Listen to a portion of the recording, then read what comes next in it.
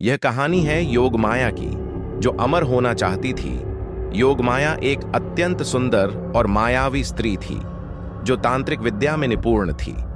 उसकी सुंदरता और शक्तियों ने उसे अहंकारी बना दिया था।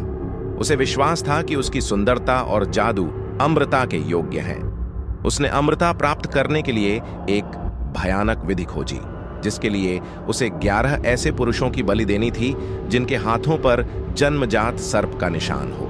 योगमाया ने वर्षों तक अपनी शक्ति का उपयोग कर 10 ऐसे पुरुषों को खोजकर अपनी गुफा में बंदी बना लिया था।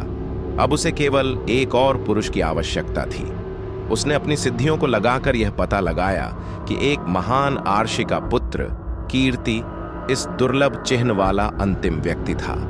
कीर्ति एक वीर, बुद्धिमान और धर्मपरायण युवक था, जिसे उसकी तांत्रिक विद्या और शस्त्र विद्या में निपुणता के लिए जाना जाता था।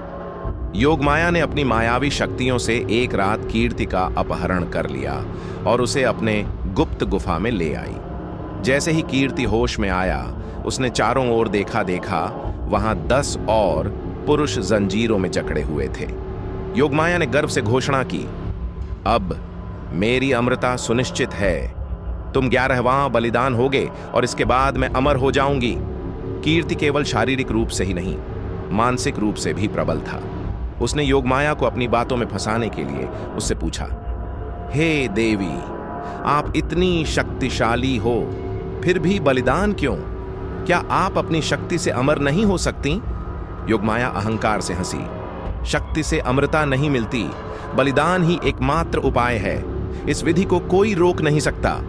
कीर्ति ने अपने तांत्रिक ज्ञान से गुफा की शक्ति को पहचान लिया और गुप्त रूप से मंत्रोच्चारण करना शुरू कर दिया।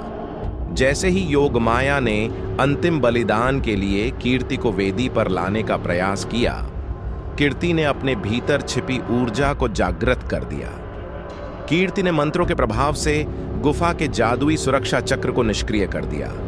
अब योगमाया की शक्ति क्षीण होने लगी। उसे आभास हुआ कि उसने अपने ही अहंकार के कारण एक बद्दी भूल कर दी है, परंतु अब बहुत देर हो चुकी थी। कीर्ति के मंत्रोच्चारण से बंदी 10 पुरुषों में शक्ति का संचार हो गया। सभी ने सम्मिलित होकर योगमाया पर आक्रमण कर दिया। एक प्राचीन नियम के अनुसार, यदि कोई तांत्रिक अपने ही बनाए हुए नियमों में फंस जाए तो वह स्वयं उसका शिकार बन जाता है। योगमाया के बनाए गए बलिदान अनुष्ठान की शक्ति उलट गई और उसका शरीर एक भयंकर ज्वाला में जल उठा। उसकी चीखें गुफा की दीवारों से टकराकर गूंजने लगीं।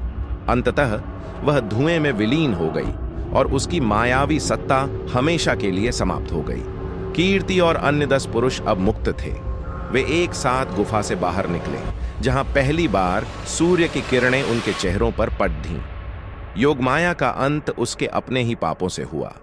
अहंकार और शक्ति का दुरुपयोग अंततः उसे ही ले डूबा। कीर्ति ने प्रण किया कि वह अपने ज्ञान और शक्ति का उपयोग केवल न्याय और धर्म के मार्ग पर ही करेगा। इस घटना के बाद वह एक महान आर्षि के रूप में प्रसिद्ध हुआ, जिसने अनेक लोगों को तांत्रिक विद्या का सही उपयोग सिखाया।